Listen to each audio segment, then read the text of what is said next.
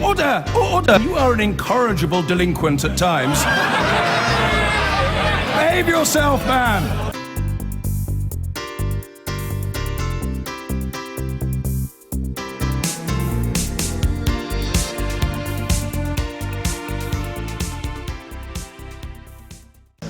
Now, on our panel tonight, we have the Conservative Work and Pension Secretary, David Gauke, Labour's Shadow Women and Equalities Secretary, Dawn Butler, the Deputy Leader of the SNP in the House of Commons, Kirsty Blackman, the journalist and radio presenter, Julia Hartley-Brewer, and the author and journalist and Professor of Contemporary Thought at Brunel University, Will Self.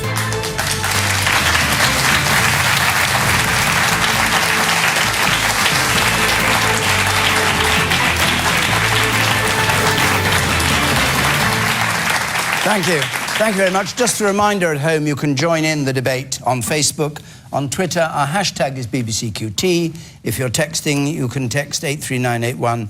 Press the red button to see what others are saying. Our first question from Busayo Akinyele, please.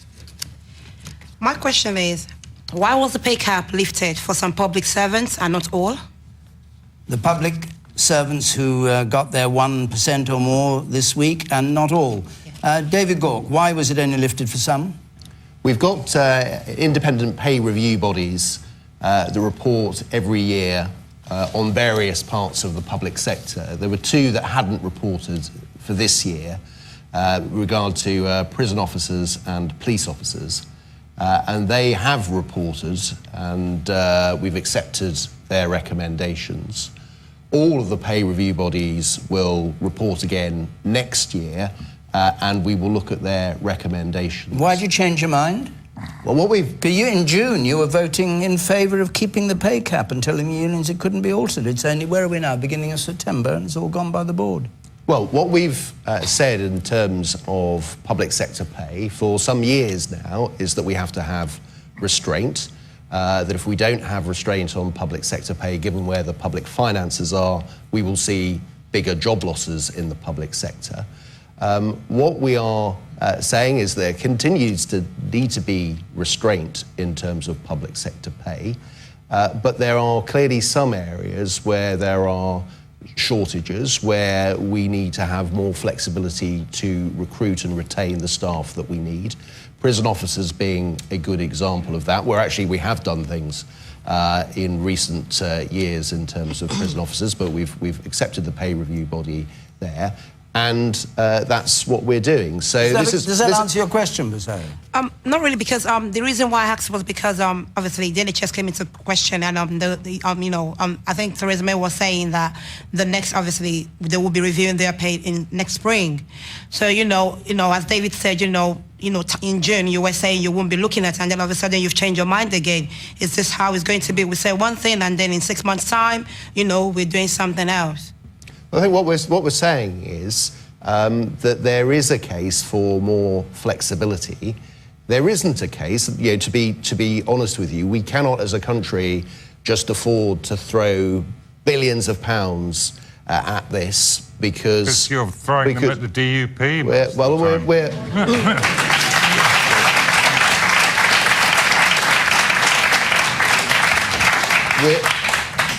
We're not in a position where we can ignore the state of the public finances, and that's still got to be controlled. But where we see particular cases where there are shortages, where there is a need to recruit and retain staff more than we're doing at the moment, then there should be a degree of flexibility. I think that's a pragmatic approach to the situation we're in. Dawn Butler, pragmatic approach. That's how you see it?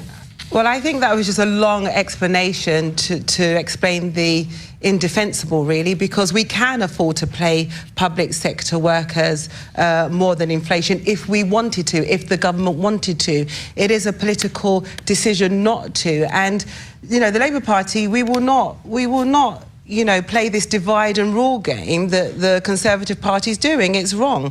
We would scrap the cap quite simply. That's what we would do as a party, and that was in our manifesto, and it's fully costed. And what the decision actually shows is this decision could have been made sooner and earlier.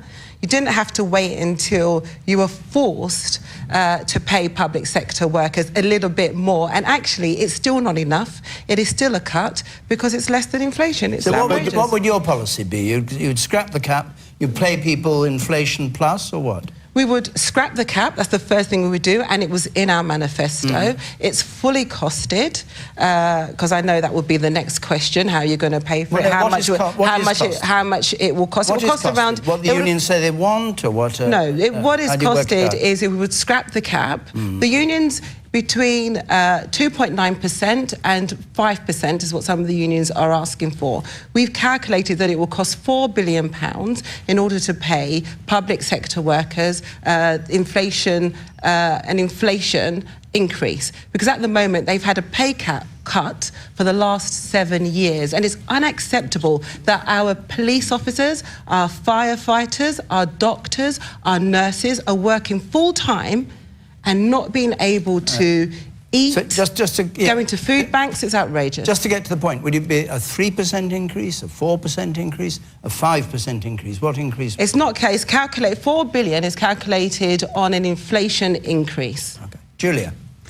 Look, I've got to be honest, I supported the pay freeze and the pay cap as a short-term emergency measure. The reality is actually, as a result of the economic crash, it was the private sector that got hit far more quickly and far harder and for far longer than the public sector. But while I accept the need to handle the government deficit and pay off our debt, there comes a point when it becomes politically unsustainable and practically unsustainable, regardless of whether it's popular or not. And I don't think the government, even if they did announce a pay rise of 3% above inflation, they would get the credit for it now anyway. So you've thrown away that opportunity. But the reality is, if you can't recruit enough nurses at a particular salary, you can't recruit enough police officers, enough prison officers, enough anyone in the public sector, teachers. We have shortages in all of those areas. By definition, you need to pay them more. But interestingly, earlier this year, 3 of the people on this panel, all MPs, took a £1,000 pay rise to £76,000 a year, because you have to pay good money to get good people, apparently. I happen to know a brain surgeon who earns half that. Being an MP, with all due respect, isn't brain surgery, and yet you guys think for some reason that you are worth so much more than people doing frontline public sector emergency jobs, when the economics have told us, the laws of supply and demand have told us, that we do need to pay those people more to recruit enough of them. You, sir, in the middle there.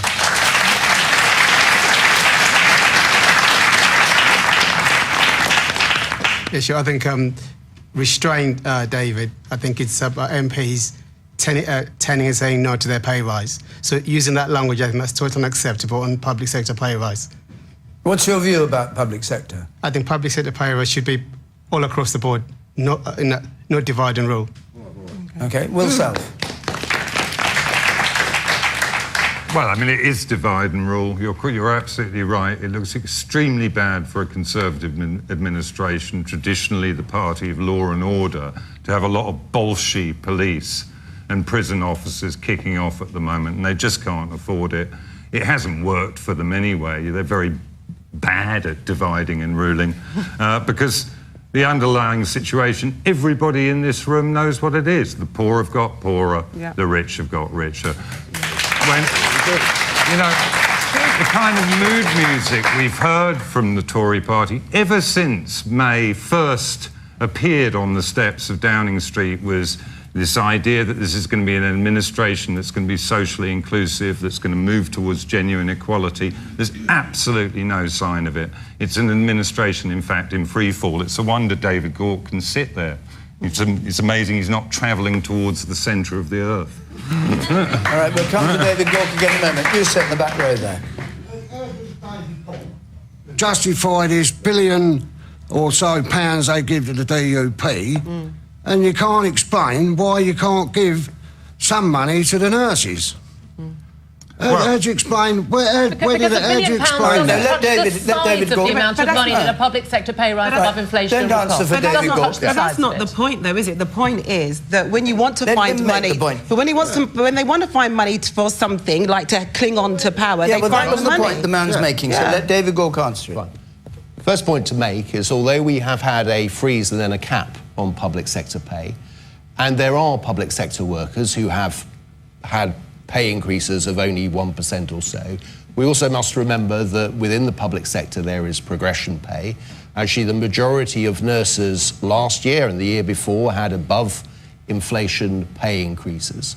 But look, we would all That's because they were like getting to- more senior. Well, their pay is That's going like up. going up, being promoted from sub-lieutenant to lieutenant to... Well, no, for working a year on, I mean, I don't know, Yeah. you know... So it does presumably not some of them every- will have a living not wage every- by the time they reach retirement, Well, for example. can I just come back to this point that is often said about inequality? The facts are very clear on this. When it comes to inequality of wealth, the gap in the last 7 years has narrowed. It's not a contestable point. The Institute of Fiscal Studies has been very clear on that. If you look at the bottom 20%, the average household in the bottom 20% of income has increased in real terms in the last 7 years.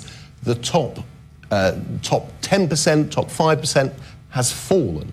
And the reason why that's happened is because we've got more people into work and more people are working more hours, and we have cut income tax, a cut in income tax which has also benefited many of the public sector workers that we're talking about Let me bring today. in Kirsty Blackman. Over the time of the Conservative government, over the last 7 years, we have not seen real wages go up.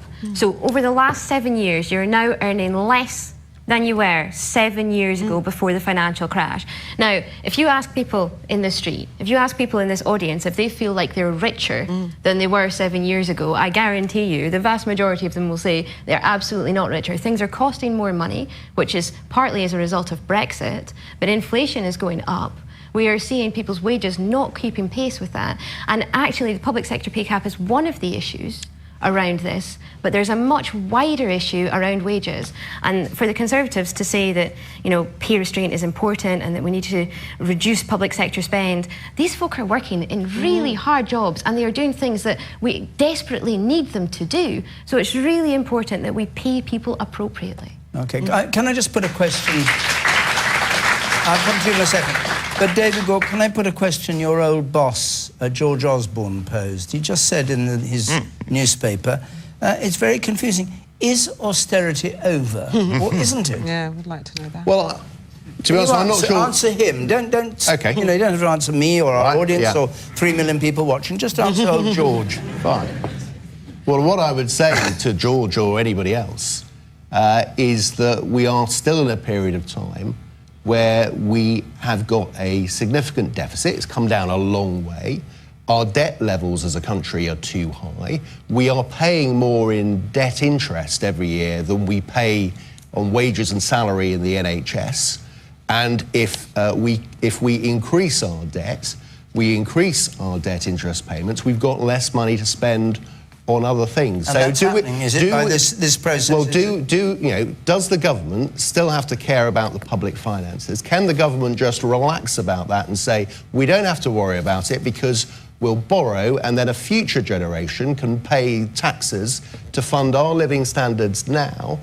I don't think that we can walk away from that issue. Unless And so the point is, I mean, I don't think we're talking about austerity when, you know, we are still borrowing, you know, 40-50 billion pounds a year. But are we in a period where we've got to move towards living within our means? Yes, we are. It's quite clear that austerity hasn't worked.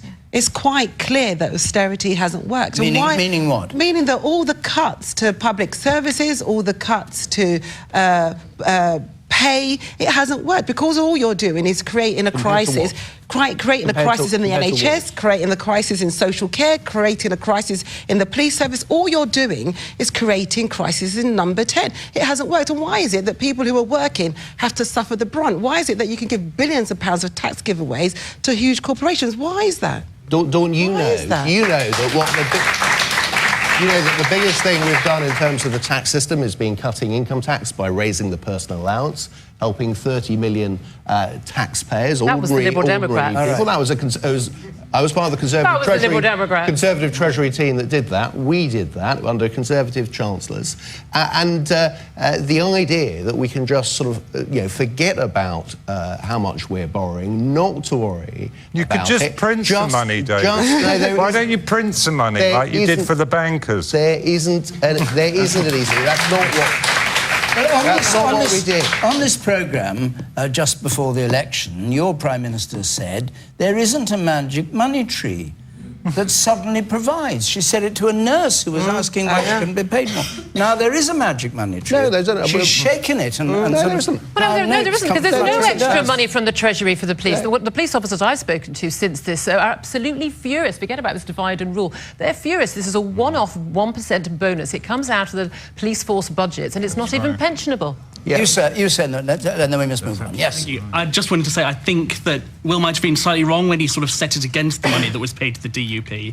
They're exactly the same thing. This is a government that's been humiliated, lost its majority, and it's doing anything to stay on to power, giving away money. It's the same thing. In a few months' time, they'll be giving money to somebody else. And to sit there talking about austerity and fiscal responsibility while doing that is just hypocrisy. And what do you think they should do? Do you think they should go on restraining their spending, or do you think they should? I think there should have been a gradual increase. I think the pay freeze lasted far too long. OK, and you, sir, over here in the check shirt, just briefly, if you would. I think that you should stop giving the pay rises as percentages, put each pay grade, give them X amount of money, because it always seems to be the people that are at the top of the organisation seem to get more than the people that actually do the work at the bottom. Because, if you live by percentages, But the fastest pay rises have been, across the economy, the fastest pay rises have been for people at the bottom end, because we've brought in the national living wage. And that's one of the reasons why income inequality has reduced in recent years, not gone up. The woman there in... The teachers on 21. The woman there. Yeah, I think that it's not always a solution to put pay caps on workers. What about increasing tax for the wealthiest people in this country so they pay more to contribute towards our society? The top 1% are currently paying more as a share of income tax than they've ever paid in history. Yeah. But then obviously society needs more money, don't they? Yeah, society needs more money, so we can't just cap workers all the time. The facts are we have increased stamp duty, capital gains tax, all sorts of things. To get more pay, why don't we all vote to pay more taxes ourselves to pay for them? Yeah. Let's put our own money on our... OK. We better move on. But just before we do, next week we're going to be in Bridgewater in Somerset. The week after that, Wolverhampton. I'll give the details at the end, but there on the screen is how to apply to be in the audience. I'd like to take a question from Sally Armitage, please. Is Jean-Claude Juncker right when he said that Britain will live to regret Brexit? Yesterday, yes, in his speech extolling the progress and virtue of the EU and the way it was going, he said, Britain, we all regret Britain leaving, and Britain... I think he said it actually to the UKIP MEPs, didn't he, who were barracking him. He said, and you'll regret it too. So, will Britain live to regret it? Kirsty Button. Yes. In a word. Succinct. Thank you. I lie in bed at night worrying about the outcomes of Brexit. You know, I don't want my children to grow up in a country where we can't have people welcomed into our country when they choose to come and live and work in our society. I worry about the economy. I worry about the impact that the increase in inflation is going to have. We've already talked about inflation going up and the fact that people are struggling to make ends meet as it is. So prices will get more expensive because goods will simply be more expensive. I worry particularly about the fact that it's the UK government, it's the Tories that are negotiating Brexit, and they have shown absolutely no sign of being competent. And I can't believe that we're going into a situation where we are a year and a half away from Brexit. There's no guarantee for EU nationals in our country. There's no guarantee about how the finances are going to work after Brexit. There is just no certainty for anybody. And actually that means that businesses are going to start taking decisions to bail out from the UK as a result of the lack of certainty. Julia Hartley-Brewer. Goodness. Well, yes, so Jean-Claude Juncker's speech was quite extraordinary, setting out his plans for a federal super-state, EU army, one one overarching president, Tony Blair, are you listening? There's a job for you. An international vetoes, EU taxes, and taking away even more national powers. It was so rare to hear such honesty from the EU, and I just wish that he'd made that speech before we had the EU referendum, because we would have won by an absolute landslide. The reality is that's not what the British people want. That's why people like me, and I note that once again I'm the sole leaver on a BBC panel. How often are you the sole leaver on a BBC Most of the time. Every time you've been on this programme, you've been with Nigel Farage, as far as I know. I've never been on the panel with Nigel Farage. Have you not? Never. Just feels like that. Perhaps you're not in a majority after all, Julia. I hate to tell you. I hate to tell you sink in. 52% of us voted. There's no evidence that anyone's changed their mind. I certainly haven't. Anyway, you have the microphone, so speak your mind. Every single thing that Jean-Claude Juncker said was exactly why I don't regret voting leave. If the good folk of our lovely European friends and neighbours choose to go along with the federal superstate, choose to give away their national powers, choose to give away their democracy to a federal superstate, good for them. Carry on, have a great time. I voted to leave, so did more than half of the country June last year, and we did it because this is what we don't want, and I absolutely don't have a single regret at all. You say, man in the pink shirt. You say, the man in the pink shirt. Thank you. I thought when we joined the EU, it was to join a common market for sales from one country to another. Yeah. Not to have a load of bureaucracy where these people have got very well-paid jobs.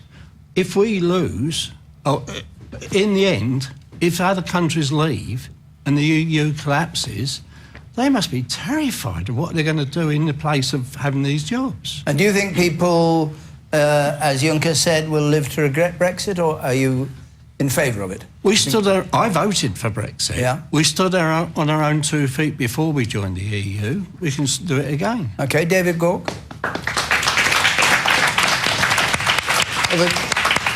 I think the challenge for all of us in government, in fact all of us in Parliament, is to ensure that we make a success of Brexit and that we don't regret it. As Julia, pointed out, I voted and campaigned for Remain last year, but the decision has been made, and what we have to do is get on and deliver it and make a success of it, and ensure that we deal with the potential problems, and that means making sure that we think through how we implement things, that we get a good deal with the European Union, but also seize the new opportunities that may be available outside the European Union. How well is it going so far? Well, I think to be honest, it's going fairly predictably. We're going through a tough negotiation where both sides will want to get the best possible deal, and that there's going to be a degree in which people are going to take particular positions. I wouldn't have expected us, to be honest, to be at this stage. Everyone's saying, "Oh, it's all done and dusted."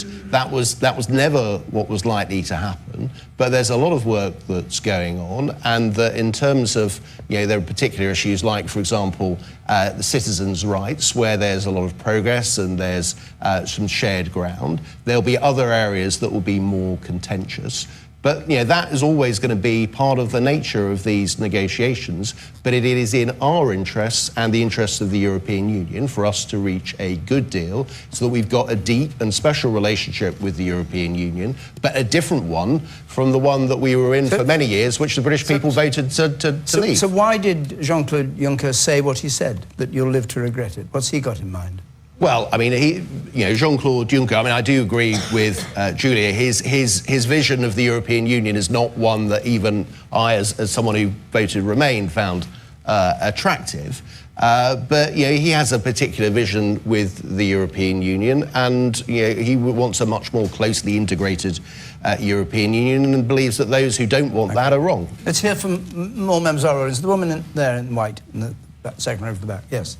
It just seems to me, of that statement that Jean-Claude Juncker made, it seems like we're going to get punished, or they're gunning for us to get punished. And as the lady of SNP you were talking about, you worry at night.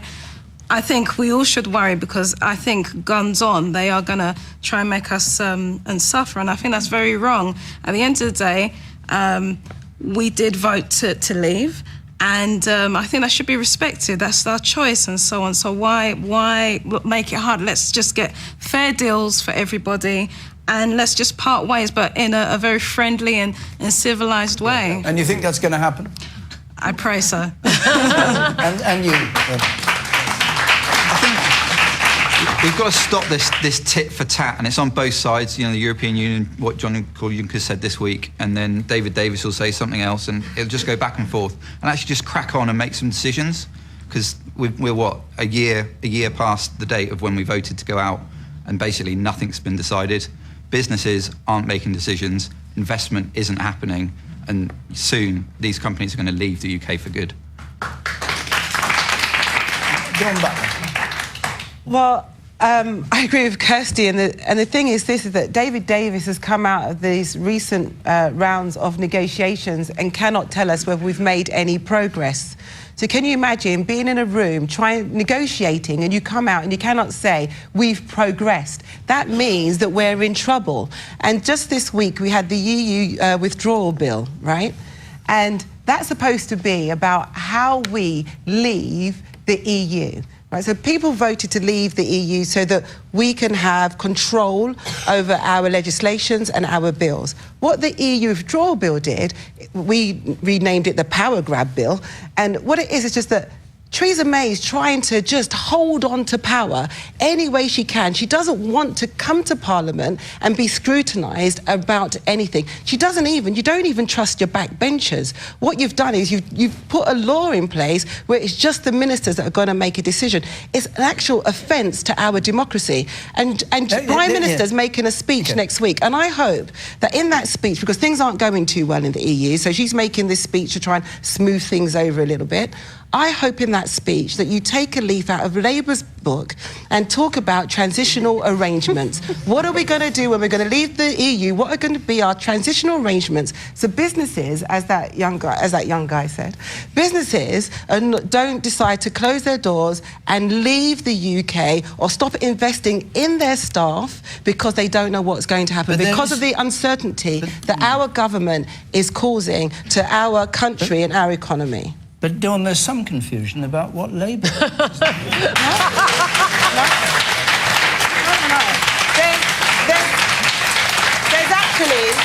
There's actually no confusion.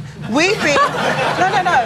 I'll clear it up. You've been very clear from the start. We've said what we want is... Sorry, is this today's policy? No. This is... No. The thing is that I'm going to tell you what our policy has always been. Okay. So we've said we want a jobs Brexit. That's always been in concrete. We want a Brexit that's good for the country. What we don't want is and what we're seeing is businesses being forced over this cliff. It's like the government's running to this cliff edge to jump over. We're saying, what's the transitional arrangement? Do you want to be in the single market or not? Do you want a single market deal or not? Because one of McDonald says it's not right to go in the single market. Corbyn says that's what we want, kind of single market. That's what I'm getting at. No. We've decided that we want to be in the single market and the customs union during this transitional period for as short as necessary, but as long as possible. So while we're negotiating, we need to make sure that we have some stability in what we're talking about. What do you make it's a very clear and sensible position to be in. Okay. You've got no complaints with it as a position? Well, I mean, when Dawn says we need to take a leaf out of Labour's book, they've got a whole library of books on their position. We'll take a leaf out of our manifesto. But in terms, I think your manifesto was a different position from that. But can I just come back on this EU withdrawal bill? Because in terms of the challenge that we face, we've got 40 years of accumulated laws that have come from the European Union that we need to adjust, not fundamentally change. Actually, the point of the EU withdrawal bill is to implement it as part of UK law. But to do that is a huge task. Now, Labour have accepted that we're leaving the European Union, or at least they did when they voted for Article 50. So we're going to leave. but they're not letting us, or they're trying to stop us from transposing all the European law into UK law. That's not and the true. only way to do that is through the EU withdrawal bill. That will require use of delegated legislation, which Parliament still scrutinises and can overrule. That's not true. And Labour's approach would just leave us in a really dangerous position where we couldn't have a clear set of rules. No, let's not stick with this. Let's go back. It's not true. Well, all right. But it's a lie. Okay. All right. Well, okay. There's Juncker is what the question was about. Well, I'll come to you in just a moment, but I'd just like, there are a lot of hands up, and I'd like to hear from one or two more people in the audience. You in particular, so then. Yes? You. Yeah. You. You criticise Conservatives so endlessly. It wasn't them who had 50 rebellions on Monday.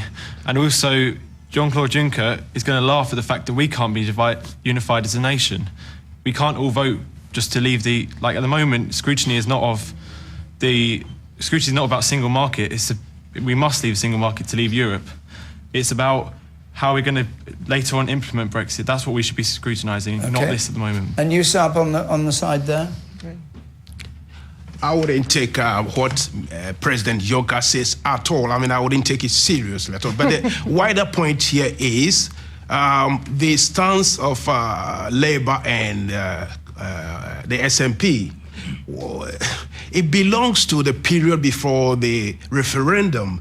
The way it is, it looks as if we don't know whose side they are batting for, really, because the other side is saying we're going to be punished. Then it looks as if, yes, we are going to be punished. It looks as if Labour and that Remain side looks to be happy that we, begging our way back to Europe. The whole thing is confusing, and Labour is going to realize that they will be shooting themselves in the foot. Okay.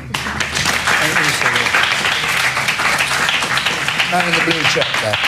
Do the politicians realise how distant the average working class person is from this idea of an economic doomsday, that the economy is going to collapse? Because when it's doing well, the poorest don't really get to partake in that. So, we need to accept that Brexit happened, roll up our sleeves and come together and make it work.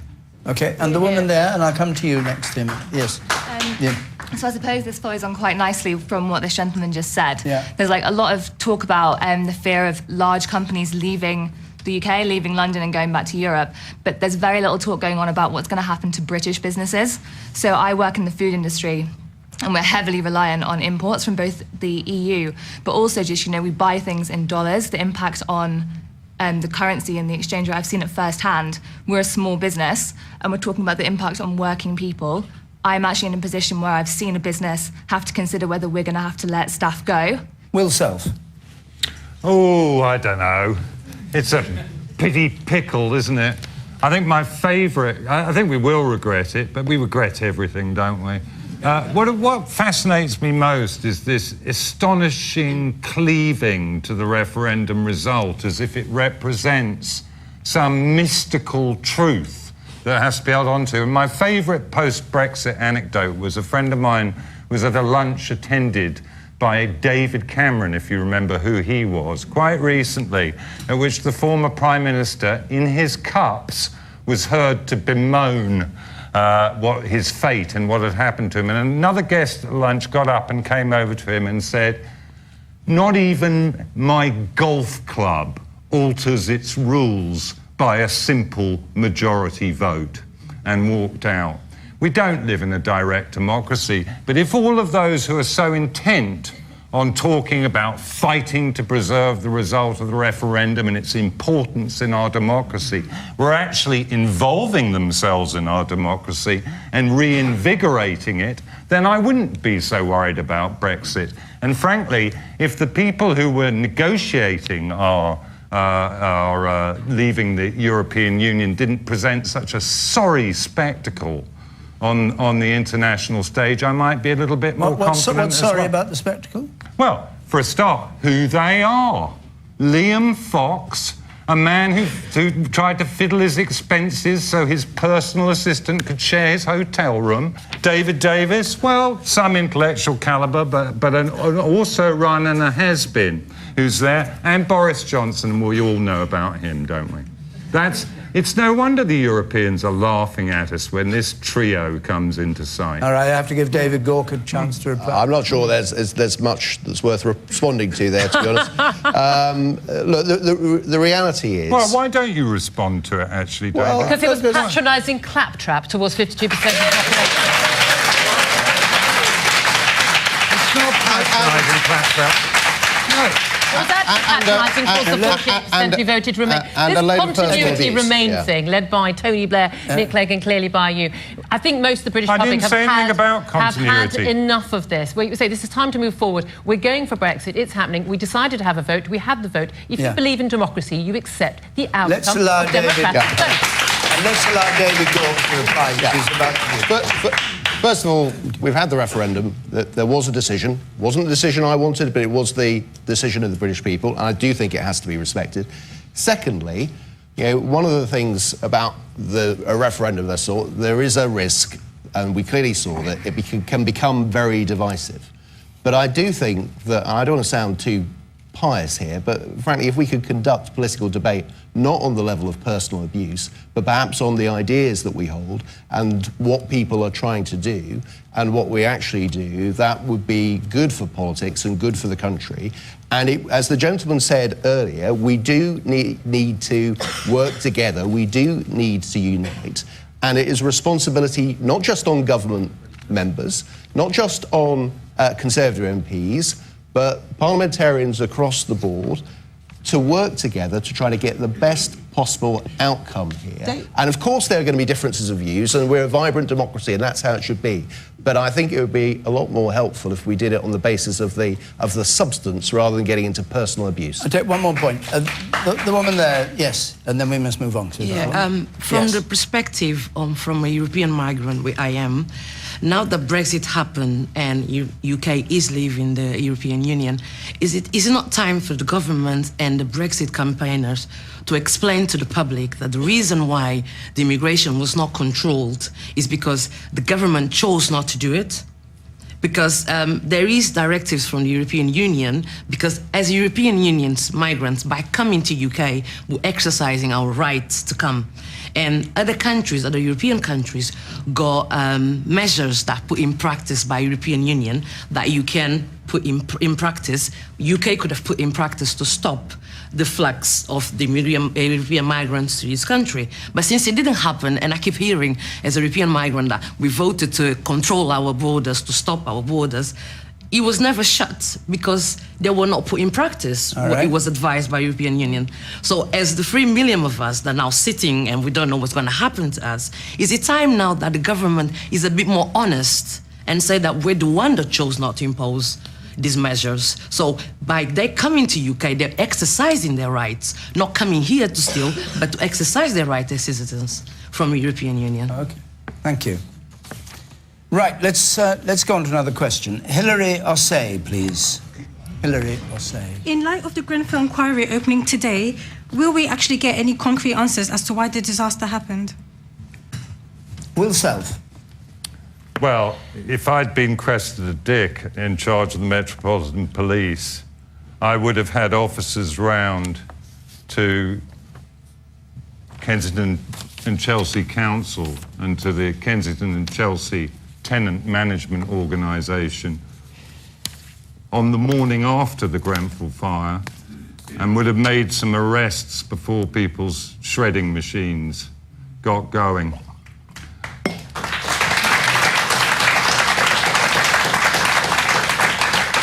It's now 3 months since the Grenfell Tower fire, and with every day that's gone past, the likelihood of securing the convictions, and I mean criminal convictions for criminal irresponsibility, that we need in this case, retreats into the distance. And I've no doubt that Sir Martin Morbeck is entirely a straight guy and a good person to have in charge of the inquiry and will do his level best to root out the guilty people. But I think a lot of people in London, and particularly those, I mean, Julia was talking about it earlier on, particularly those in West London who see the charred and calcified corpse of that block every day, see it as a kind of symbol of one law for the rich in this city and one law for the poor, and are very worried, particularly since we learned today that only 2 of the Grenfell Tower families have been rehoused. In 3 months have been permanently rehoused. We're getting very, very worried that there won't be justice, either justice now in terms of adequate aid for those affected, or justice in the future in terms of bringing the guilty parties into court. Dawn Butler. I think that Grenfell was a terrible, terrible national tragedy, and I think that they've been let down time and time again by the council, by the government, and this inquiry, I think, needs to be wider. The scope needs to be wider. It needs to talk about social housing. One of the survivors says that it's like living it all over again, and there's one rule for the rich and one rule for the poor, and we're treated as less than human. And I think we need to have full facts and full disclosure so that justice can be served. Do you think that's not going to happen under Morbick's chairmanship? I'm yet to be convinced. I think that the inquiry is very restricted in the people that are on there. There's not one person of colour on that inquiry, and I think that's shocking. And I think that when you have people around the table who kind of all think the same way, you get a misrepresentation, so people will see things through a different lens.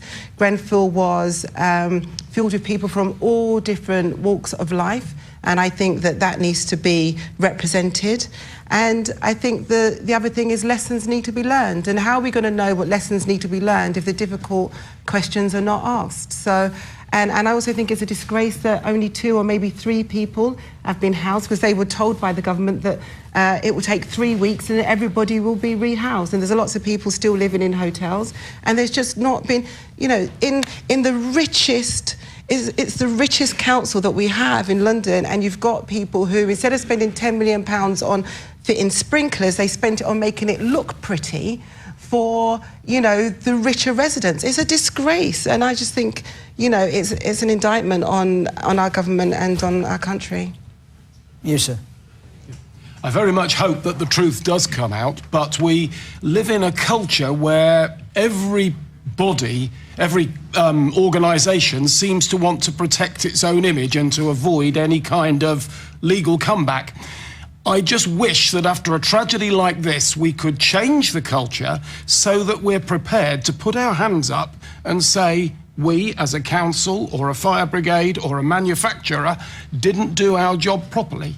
And if we could create a culture where it was okay to say that, and where the media applauded us for being honest and telling the truth, then I think we would get to the result of the situation much more quickly. Okay, and the man in front of you, do you agree with him? I think there's more wide failings than that with the Grenfell situation. So you've got, even in the aftermath, you've got people that have made attempts on their own life because they don't have adequate support in the aftermath of dealing with the trauma. People aren't being rehoused, so I think not just the council needs to be looked at, but the funding for the NHS to help deal with the people with their struggles after the issue itself, because that's quite a significant issue. But Hillary's question was whether we get answers as to why the disaster happened. Do you think that will come out of the inquiry? I think I heard today that there aren't actually any representatives from people that actually lived in the block themselves sitting in on those meetings, so where would they get the proper information from?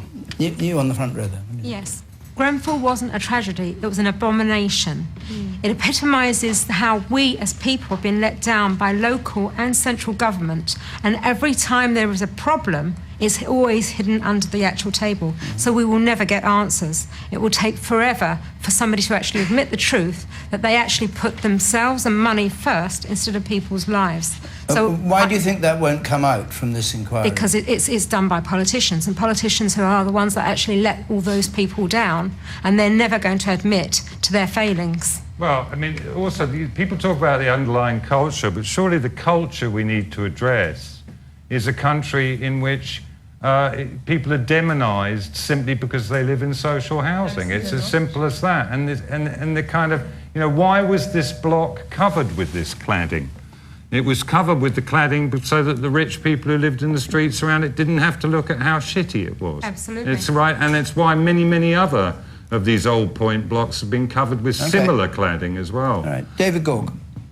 The question is, will we get to the truth? And that's the purpose of the inquiry. And there are two elements to this. You know, precisely what happened, what went wrong in this appalling tragedy. And secondly, how do we ensure that it never happens again, that there aren't other tower blocks where the same thing might happen? Now, Sir Martin Morbick is independent. He comes with a distinguished record as a judge.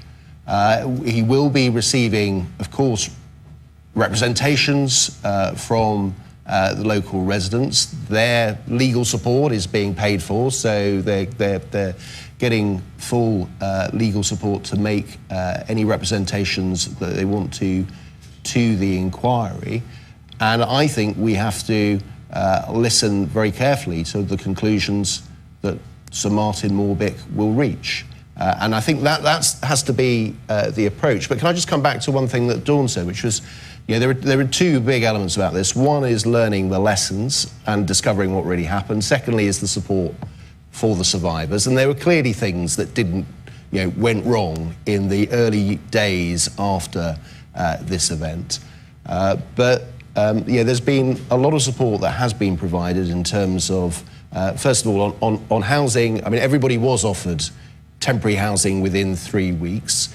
The objective now is to ensure that everybody gets permanent housing within 12 months. There's something like £76 million being spent in order to deliver that. A lot of the people have chosen to stay in hotels rather than move to temporary housing, and we have to respect that decision. Yeah, but the question, sorry to interrupt you, the question is about the inquiry which opened today and whether there'll be concrete answers. And I note that Martin Morbick himself said he was doubtful the inquiry would be as wide-ranging as some residents hope. What do you think he meant by that? And does that mean it's not the right kind of inquiry, that it should have been broader in its scope? Well, he has set... Not as wide-ranging as some residents hope. Yeah, I mean, he has set his own terms of reference, and he's done it for the reason there is a trade-off here, that the broader and broader you make an inquiry, the longer it takes, the less focused it might be. So what's he excluding, in your view? What's he not going to discuss? I mean, the issue that some local residents are saying it should be a sort of a wider focus and looking at social housing policy. I mean, he is looking at, at what happened in the specific case, but also sort of more widely in terms of what are the fire regulations and so on. Now, in terms of sort of social housing policy, that is something that is going to continue to be debated. It's something which, as a government, we're focused on and what we can do to improve social housing. But just be clear. You're going to let councils build it. The term, well, actually, on council housing, we've built twice as much in the last 7 years than was built in the previous 13. Let's come back. Let's go there. Kirsty Blackman, what do you make of the inquiry? I think it's really important that the inquiry does what it can to get justice. I understand that that there are families that will never. You can never provide the answers because sometimes the answers are just not there about what happened. I think it's horrendous what happened. I used to live in a council block of flats in my city, and I completely understand the concerns that residents have about things like access, and I can understand why there are residents in other blocks that are concerned. What we've said all along is that the inquiry should make sure that it listens to the residents, that it's guided by them, that it's guided by the survivors and the families of the people that died in the tragedy. And I think the most important thing for me is to make sure that they have a fair hearing and that the questions that they want answered are properly answered. But my concern is like yours, that I'm not sure that's going to happen. I don't know whether or not it can. Okay, Julia. I think a lot of the lessons were already learned. I thought they were learned quite a long time ago. For instance, after the Lakanal fire, in which 6 people died in 2009 in South London. I would have thought the lesson that you don't put flammable cladding on high-rise blocks was a lesson that you didn't have to need 80 people to die to learn. I've got no knowledge of building regulations or fire regulations, and I could have told you that. My 10-year-old could have told you that. And indeed, I was fascinated to learn in all the interviews I've done on this on my talk radio show that apparently I, with no qualifications whatsoever in this field, would be legally entitled entitled to sign off a block as fulfilling building and fire regulations without any of those qualifications. I think we may have spotted a flaw in the regulations. It also seems to be very obvious that they should have sprinkler systems. £9 million was spent on this refurbishment.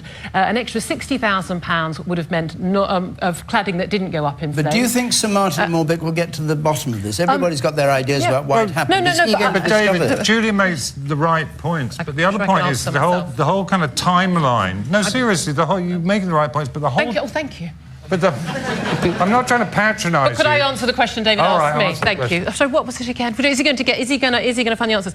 I think the answers are already there. Absolute horrific incompetence, greed and criminal negligence on the part of the tenant management organisation, the council and probably the government as well, because we already knew there should be sprinkler systems, we already knew the cladding was flammable and it was allowed to happen. No, all I was going to say, Julia, is there was already a paper trail of all of that on public record. That's why I was saying the Met could have made some arrests. I think Hilary Osei, who asked the question, what do you think? I would like to think we're going to get some concrete answers, but to be honest, I really doubt it. I mean, since it's happened, it could be this, it could be that. You know, maybe it was this. We haven't had anything definitive, and I think it would be great.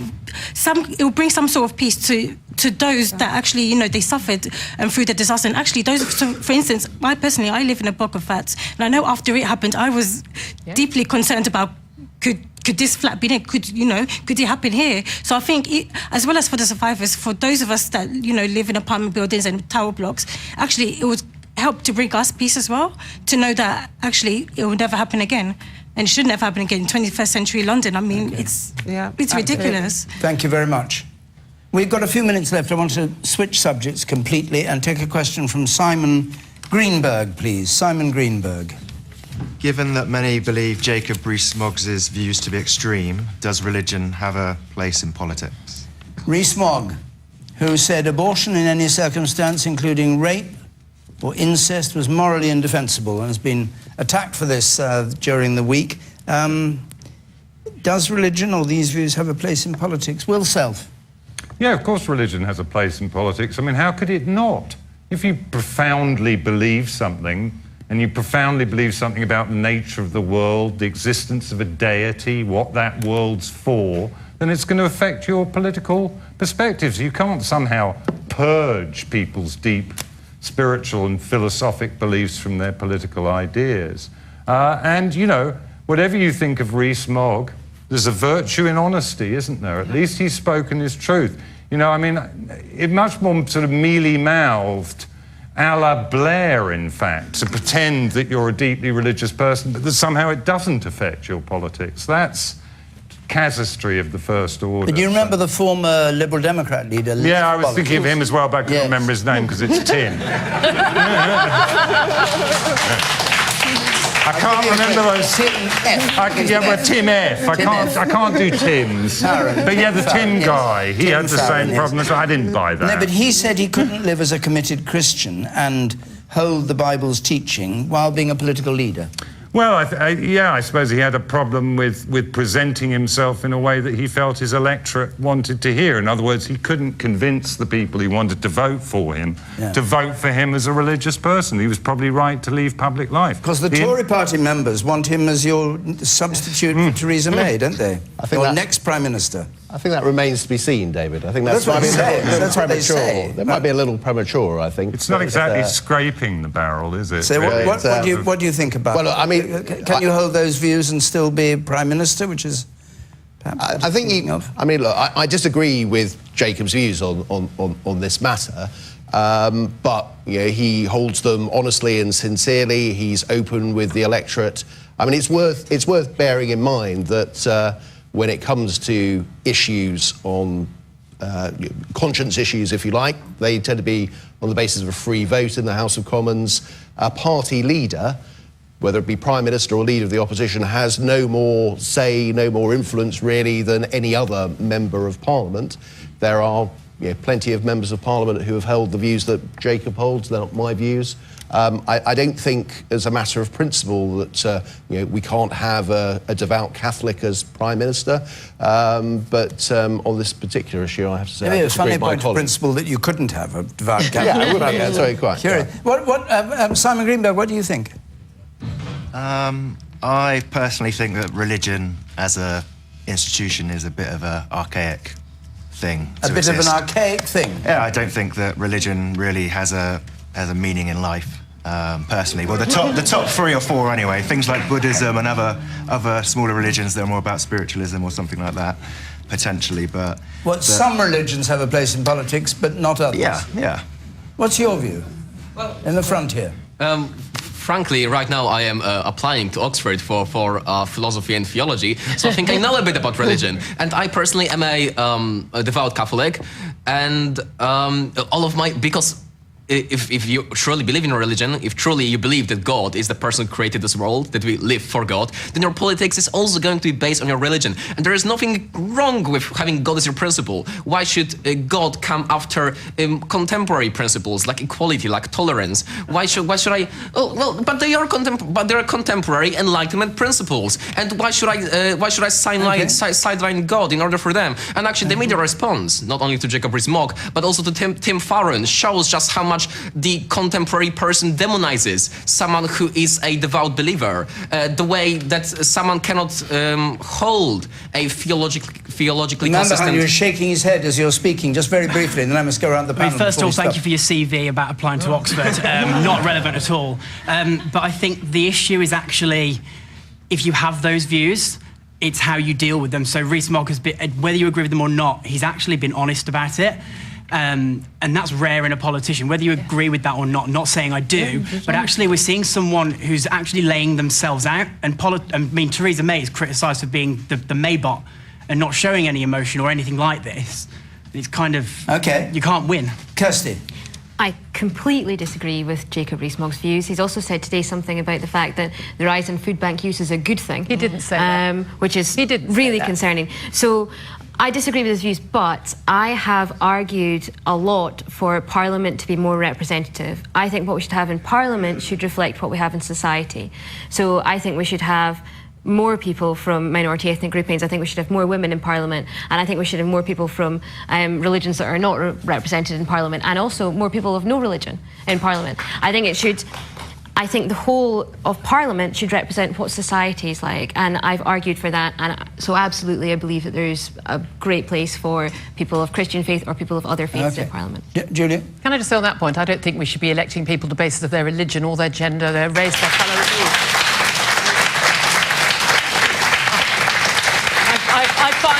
I find this identity politics very worrying. And Simon, who asked the question, don't you love the fact you live in a country where you can say there should be no place for religion in politics, and you're not being carted off by the police right now? Because in a lot of countries, largely not Christian countries, interestingly, that is what happens. I very much agree with Will, which is not something I think I'd say very often. That I do think it is very, for the obvious reasons, agree Will. with me more. I think it's very, very strange that so many people complain that politicians don't tell the truth and say they just say what we want to hear. And when a politician does tell the truth and gives his personal views, people shout, not only you can't say that, but what we've had in the last week about Jacob Rees Mogg, and again, I completely disagree with his views. Interviewed him today on my radio show. You've mentioned your radio show twice. Cunning, isn't it? Cunning. But it's talk radio, is it? It is.